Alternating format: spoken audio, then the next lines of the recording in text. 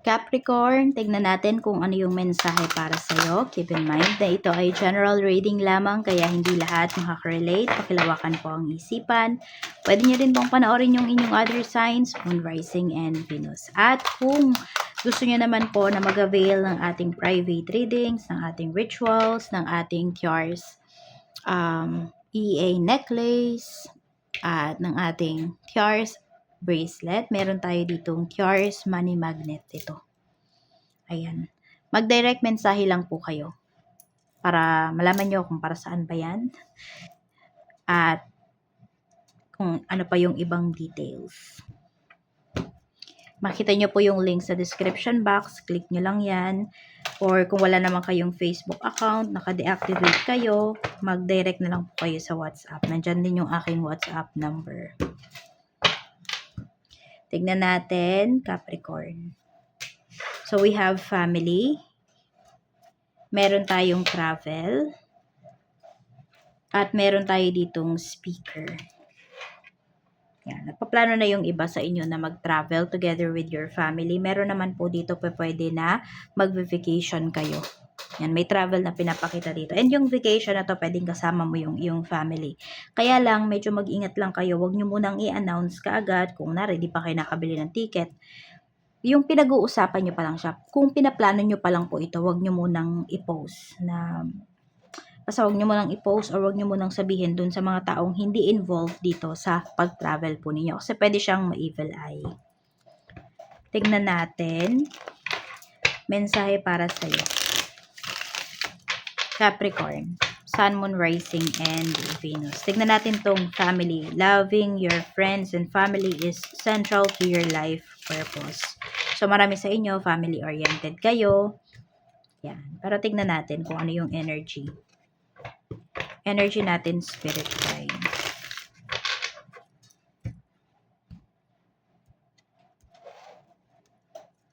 We have Ace of Cups. So, may good news dito na pinapakita. Pwedeng meron dito madadagdagan yung family members po ninyo. We have King of Wands. So, merong tao na napakalambing. Ngayon, yan po. Pwedeng ito ay asawa mo. Yan. Meron dito, siya yung gagawa ng mga gawaing bahay, ganyan. Yung mga usual na hindi ginagawa ng asawa mo. Gagawin niya ngayong araw na to. Basta para sa family po ninyo. Feel na feel mo rin yung love and support nila. Basta magaan lang yung energy sa bahay ninyo. Travel naman, your life purpose involves traveling. May travel talaga na pinapakita. And ito pong travel na pinapakita na to is malayuan siya. Pwedeng dito lang sa Pinas, pero malayo yung biyahe nyo. Meron naman outside the country. Ace of Pentacles. And more on, marami po dito pagdating to sa sa trabaho. So, yun, pwedeng mag-abroad na talaga yung iba sa inyo. Meron naman po dito, yung travel nyo na to, pinaghandaan nyo talaga siya. Yan, we have Ace of Pentacles. May budget talaga kayo para sa pag-travel na to. Itong speaker, your life purpose involves your skills of oration. Meron mang hindi makatulog dito. Meron kasi nag-ritual sa inyo. Ayan, parang meron dito, may na-manifest kayo. Gusto ka ng tao na to. At Capricorn, kung kayo naman yung may gusto, pwedeng sa isang tao, pwedeng sa isang bagay, meron kayong gustong i-manifest. Okay na okay din po yan para sa inyo. Gamitin nyo daw yung inyong boses. Express nyo yung feelings niyo. Yan, maging creative kayo through singing, through writing, meron din dito. And meron po dito sa mga iniisip po ninyo, makapag-manifest kayo. At marami din kasi dito, blue yung inyo pong aura. Yes, you are very responsible, maalalahanin, very masculine yung energy ng karamihan po sa inyo. Malakas yung inyong energy, kumbaga ba. Ganyan. Tapos, ayan, connected kasi yan sa throat chakra po ninyo. Kaya po, ayan, mag-positive affirmation kayo. Kung meron kayong mga gustong i-manifest dito. At meron nga dito, ayun, meron naman dito may gumagawa sa'yo. Kaya yung iba, pansin nyo ba nitong mga nakakaraan, hindi kayo nakakatulog? Yun. Kailangan nyo na ng protection. Nandyan yung ating Cures bracelet, EA necklace, at yung ating Cures money magnet. Yan po. Kamusta yung emosyon mo? and your mind. Okay, medyo may nagpapakaba sa'yo dito. Actually, mabilis kang magdesisyon ngayon eh. May excitement din na pinaparamdam dito. Yan, na pinapakita. Ito naman yung iyong spiritual health. We have 7 of Cups. Medyo naguguluhan ka. Marami ka masyadong pinaniniwalaan. Or sabihin natin, yung iba sa inyo, marami kayong masyadong pinapaniwalaan. Meron din po dito is madami kayong pinapanood. Ayan, kunwari, sabihin natin, kasi, di ba yung Taroist guidance? So, parang everyday ba, madami kayong pinapanood.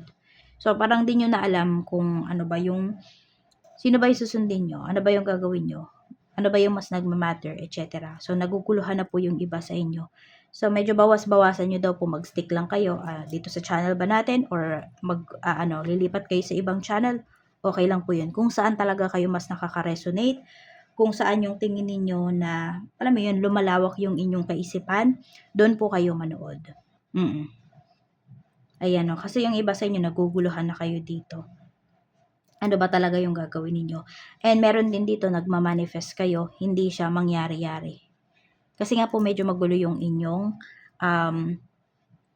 mga pinaniniwalaan. Oo. So, pili ka lang talaga ng iilan dyan.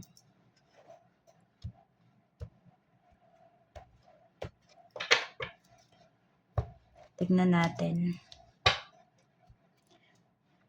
Pagdating naman sa mga taong makakasalumuha mo.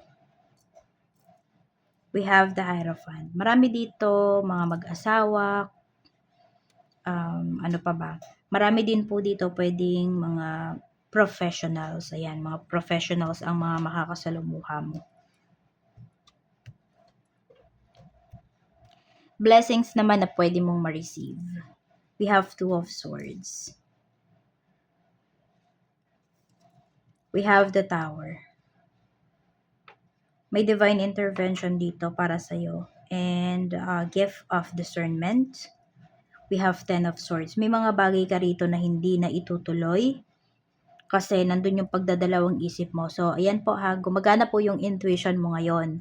Kung ano man tong bagay na hindi ka sigurado, yan po. Magiging blessing siya sa'yo kasi meron ditong pinapakita na pwede kang maloko.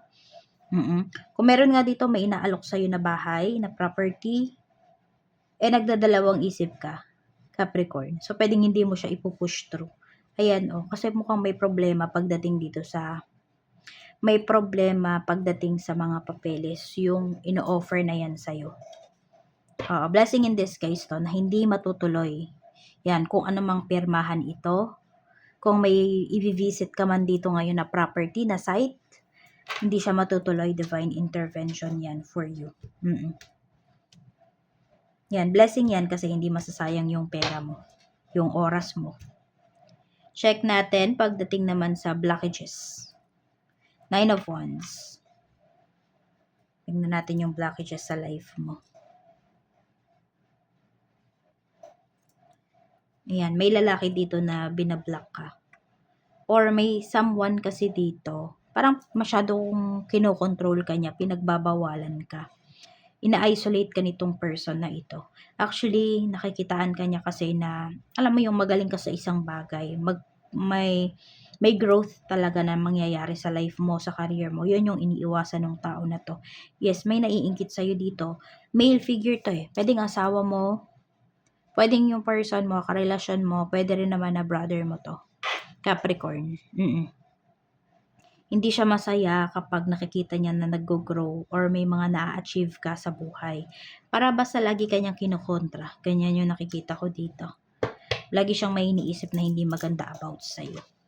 Kaya, yun nga, 'di ba? Sabi ko sa'yo na kung yung tao na to, ito, yung male figure na to, kung hindi to involved dun sa pag-travel mo or sa mga plans mo, wag mong ikikwento sa kanya yung mga gagawin mo kasi mai-evil eye po niya. Sa trabaho naman, tignan natin kamusta yung energy mo pagdating sa work. Medyo naiinip ka na dito pagdating sa trabaho. Kaya din siguro yung iba sa inyo, naiisip nyong umalis. Ayan, kasi 'di ba may travel abroad tayo na pinapakita rito. And for some of you, ito ay pagtatrabaho. So naiinip kayo. inip kayo ngayon, stagnant yung energy nyo pagdating sa work. Yun yung iniisip po ninyo na parang hindi ka na satisfied sa trabaho, wala nang growth na nangyayari sa'yo. Nagdadalawang isip ka na nga. Four of Wands. Eight of Wands. Marami ka din dito mga katrabaho na same kayo ng mga nararamdaman. Kaya lang kasi, pwedeng ikaw ay, ano tawag doon? Nakalimutan ko. Basta parang sabi natin, nagsasalita ka, sinasabi mo yung nararamdaman mo. Sinasabi mo yung nararamdaman mo dito sa trabaho. Oo. Pero sila kasi, hindi. Hindi naman sa in denial sila, pero ayaw lang nilang sabihin na hindi na rin sila kontento, na gusto na rin nilang umalis dito sa trabaho. May iniingatan lang talaga sila kasi pwedeng ito yung talagang bread and butter nila, sila yung breadwinner sa family, kaya hindi nila masabi kasi baka mamaya biglang, alam mo yun, may makarinig na mataas, tapos bigla silang tanggalin, yung tipong ganun. Kaya medyo ikaw din, mag-ingat ka rin dito, pinag-iingat ka rin, no? Kasi baka mamaya hindi ka pa naman sigurado dito sa decision mo. Kaya pag-isipan mo muna tong mabuti. Pero yes, marami sa inyo din talaga, no? Pwedeng wala talaga kayong mararamdaman na growth pagdating dito sa inyo pong current job. Kaya pag-isipan nyo yan. Pag-isipan nyo mabuti.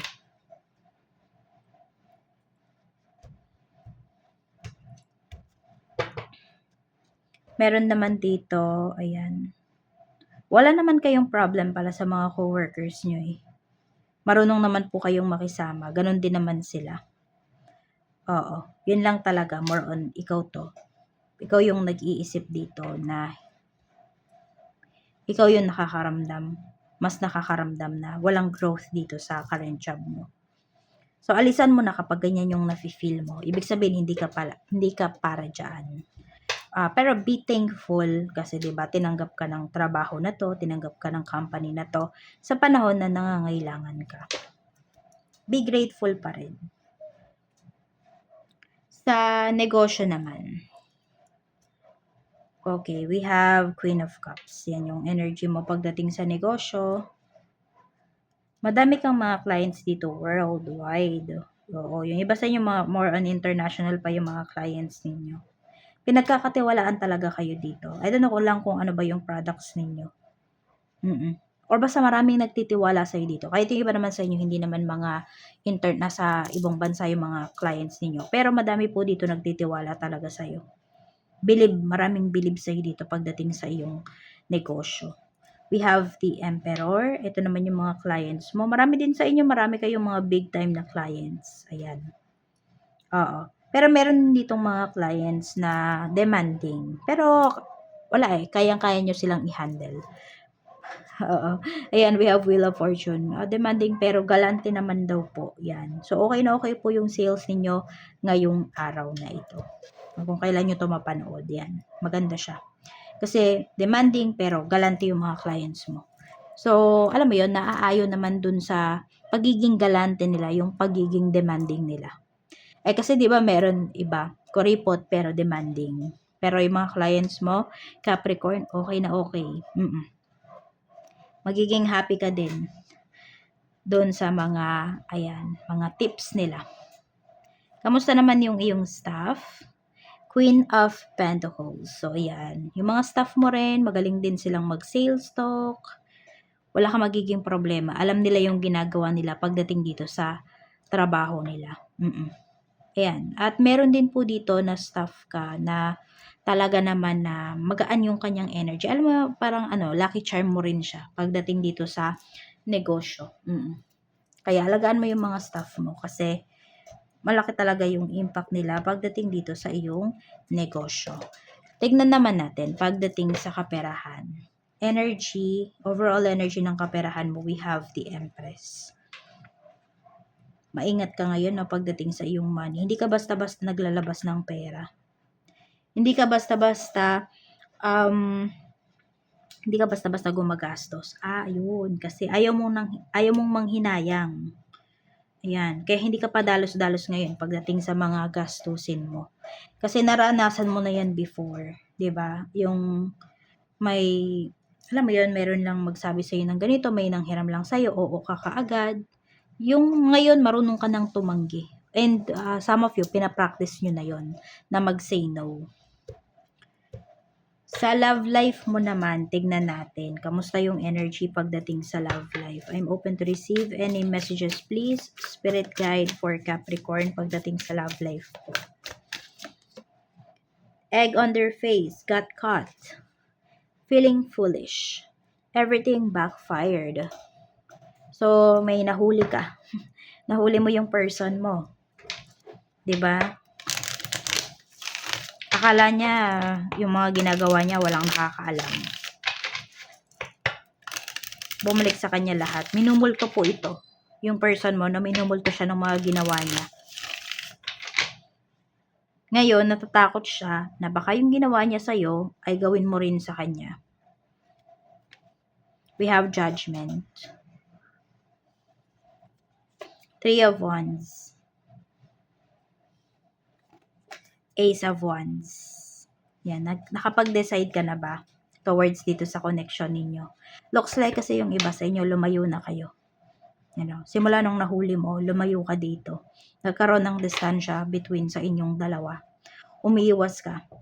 At yung pag-iwas mo na yan, ang daming iniisip ng person mo. Na baka kaya gawin mo yung ginawa niya. Ganyan. So, wala. Kinakain na yan ng guilt, pwede.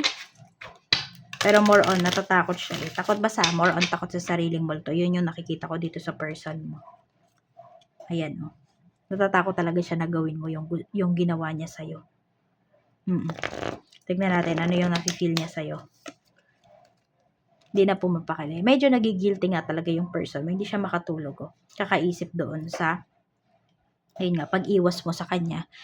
Oo. Kasalanan niya yan. Ngayon, ayan, di siya makatulog, di ba? Okay kayo eh. Maganda yung relationship ninyo. Pero natukso siya. Hindi niya pinahalagahan yung pagmamahal mo. Akala niya kasi laging, kahit ano pa yung gawin niya, lagi kang nandyan sa tabi niya. Laging tatanggapin mo siya. As long as, sabihin natin, di ba may ginagawa siya behind your back. As long as hindi mo nalalaman, okay kayo, nalaman mo. Di ba? Na-reveal sa'yo yung katotohanan. Cartomancy. So, yung cartomancy is playing cards po yan. Okay? So, yung iba sa inyo, kaya nyong magbasa. Mabilis kayo makakakonect kapag nag-read kayo ng cartomancy. You're being called to explore messages in a deck of cards. Discover the guidance, messages, and future in the cards. So, meron dito, pwedeng aspiring reader kayo. So, dito kayo magsimula sa cartomancy. Mas mabilis kasi siyang i-read. Mas madali siyang i-read actually. Pero kasi hindi ito yung una kong napagtuunan ng pansin. Dito ako mas nakakonect. At saka dito kasi ako mas nakakonect sa tarot. Pero mas madali itong i-read. Sa totoo lang. Yan. Kaya yan, sa mga nagsisimula, cartomancy yung gamitin ninyo. Tsaka mas mura kapag bibili kayo ng cards. So, yan po. No? Magagamit nyo daw yan. Capricorn. To guide your way. Your way up. To guide you, to guide your present and your future. Yan lang po. Maraming salamat. Mag-iingat ka. More blessings to come and see you again on my next video.